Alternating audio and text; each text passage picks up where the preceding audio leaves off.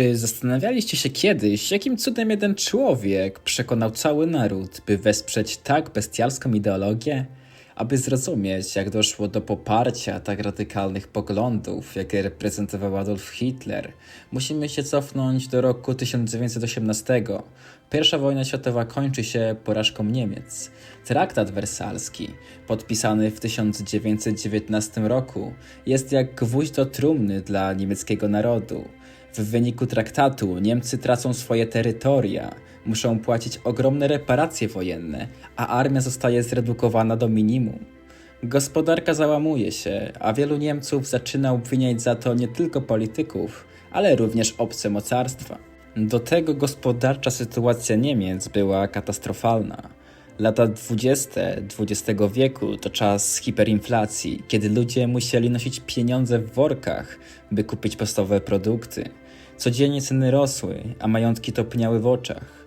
W takich warunkach przeciętny człowiek tracił wiarę w rząd, w demokrację i w jakiekolwiek zmiany na lepsze. Erich Fromm w swojej książce Ucieczka od wolności przedstawia analizę psychologiczną tego, dlaczego ludzie w trudnych czasach dobrowolnie rezygnują z wolności i poddają się autorytetom, dając im decydować o swoim losie.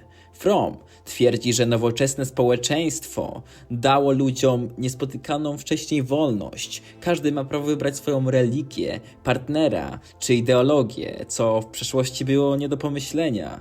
Jednak ta wolność, zwłaszcza w czasach niepewności, może stać się przytłaczająca.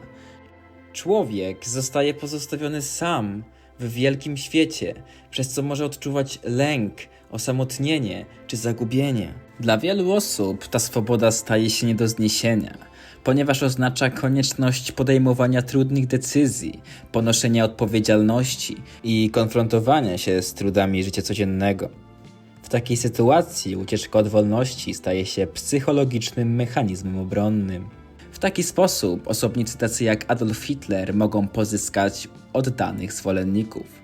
Jednym ze sposobów dla człowieka, by uciec od swoich problemów, jest niszczenie tego, co inni zbudowali. Mentalność typu mam źle, ale sąsiad ma gorzej. Nazizm wspierał taką ideologię, jasno wyznaczając, kto jest wrogiem, dając możliwość upustu emocji na wybrane grupy społeczne. W tłumie znika odpowiedzialność za czyny. Możemy przecież sobie pomyśleć, jeżeli każdy tak robi, to dlaczego nie ja? Przecież wszystkich nie ukarają. Cała odpowiedzialność przechodzi na lidera. Za niewielką cenę wolności jesteśmy więc w stanie zagwarantować sobie spokój. Jak widać, ta opcja była atrakcyjna dla wyznawców faszyzmu. Adolf Hitler odwoływał się do potrzeb emocjonalnych ludzi, oferując poczucie przynależności i tożsamości narodowej, które zastępuje osobiste lęki i zagubienie. W przypadku hitlerowskich Niemiec propaganda i mitologia narodowa były skutecznymi narzędziami mobilizującymi tłumy do działania, których jednostki mogłyby nie podjąć na własną rękę. Możemy poszukać analogii w obecnych czasach. Jedną z trudnych sytuacji ostatnich lat była pandemia COVID-19. Ludzie przestraszeni trudną sytuacją z obawy o własne życie dobrowolnie poddawali się temu, co przekazywał im autorytet, czyli władza. Nie miało dla ludzi dużego znaczenia, czy to wszystko ma sens. W wielu przypadkach pandemia i lockdown przyczyniła się do pogorszenia zdrowia obywateli, jednakże nie był to czas i miejsce, żeby to analizować, co może pokazywać, że opisywany mechanizm w nas pozostał. Sam Hitler dobrze wykorzystywał ten mechanizm. Zręczna propaganda była podstawą w jego działaniach. Do tego charakteryzował się charyzmą, silnym charakterem.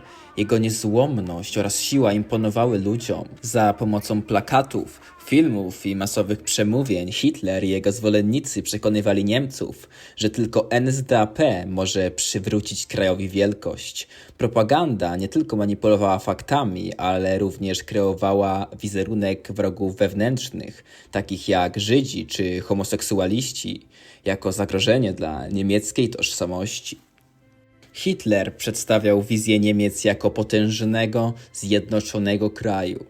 Monumentalne budowle, wielkie place, imponujące defilady – wszystko miało budzić dumę i poczucie siły. W czasie, kiedy Niemcy były pogrążone w chaosie, obietnica potęgi była dla wielu niezwykle kusząca.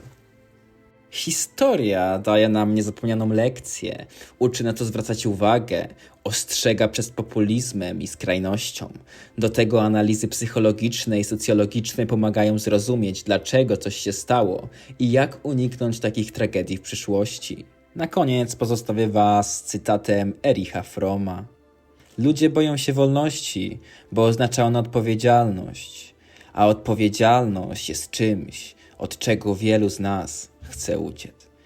Zachęcam do dyskusji w komentarzach, lajkujcie jeżeli Wam się podobało, subskrybujcie kanał, żeby otrzymać więcej treści w przyszłości. Dziękuję za uwagę, do następnego, hej!